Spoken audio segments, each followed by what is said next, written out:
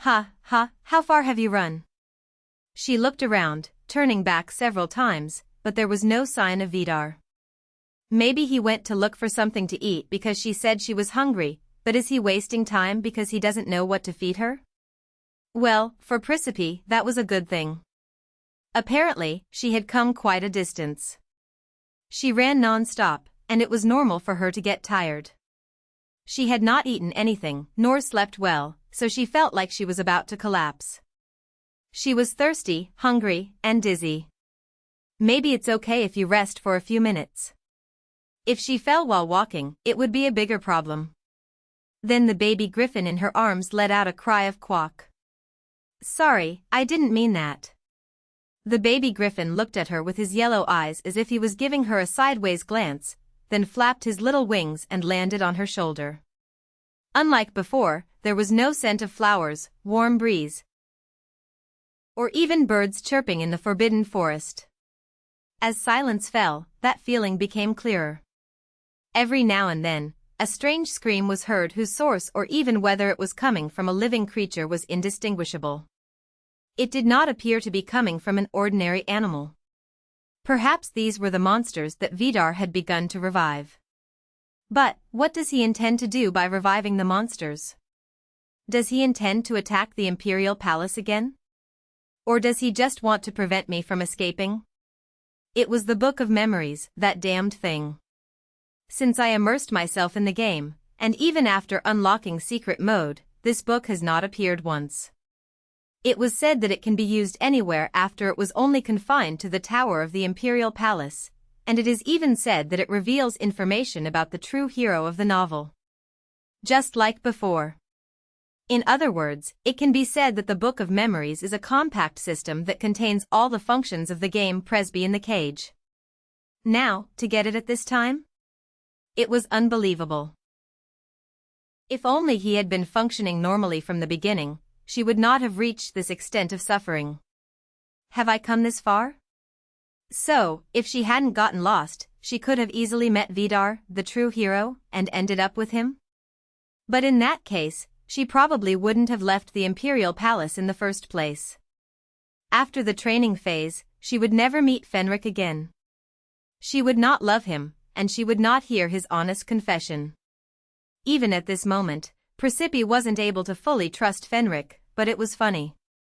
When she thought that she would not have met him had it not been for the complicated events that had occurred. She felt that getting the Book of Memories late wasn't such a bad thing. But, how was Vidar able to read the Book of Memories? Vidar. Notice, the Book of Memories is opened. When I opened the book and mentioned Vidar's name and password, a light-up notification appeared. Notice, Vidar. The Dark King who lived for thousands of years in western Loria, within the Forbidden Forest. Scenes from her dreams, the ones she had seen while asleep, appeared before her. Specifically, that secret evidence she didn't remember seeing. Notice, in the 999th year of the Empire, after Presepe was expelled from the palace, she remembers Vanessa's will and goes to the Forbidden Forest, where she meets the character Vidar. He's the only one who can accept Presepe as she is, because she has the blood of monsters in her veins. Notice, at the same time, he is the only one who can give Presepe a real happy ending. This is different, it's different from what she saw in the dream.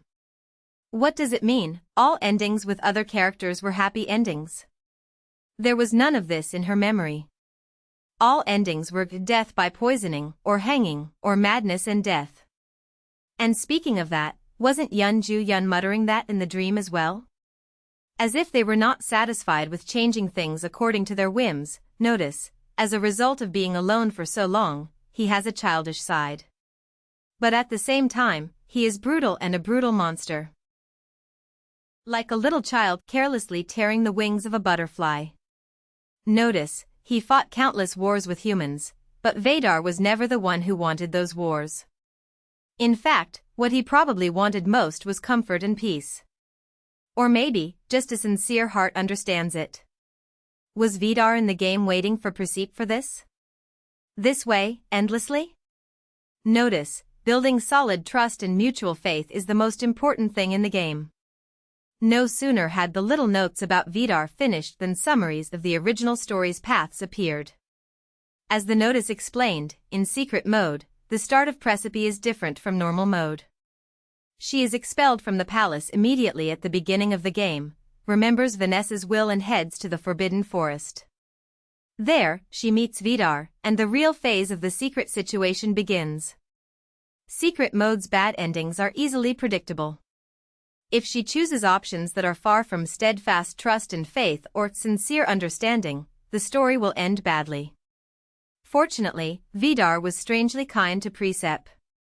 Of course, she couldn't understand all of his actions or trust him completely, but so far it seemed that way.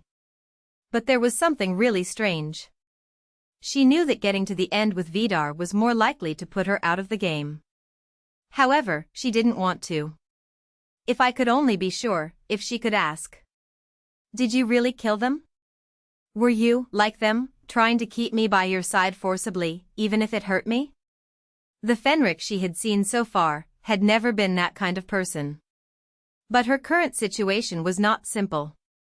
The novel's heroes betrayed her dozens or even hundreds of times, and she died horrific deaths because of them. It wasn't just mistrust, it was deep-rooted psychological trauma.